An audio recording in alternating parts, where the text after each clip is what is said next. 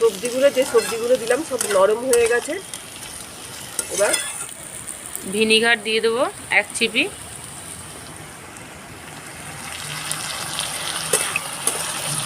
এক চিপি soya sauce দিয়ে দেবো।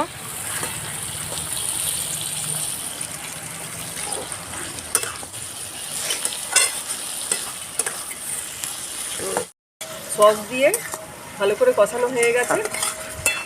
এবার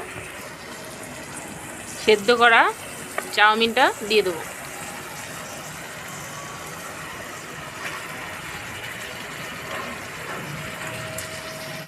চামচ দিয়ে ভালো করে আমরা এরকম করে করে ভালো করে নাড়িয়ে নেব।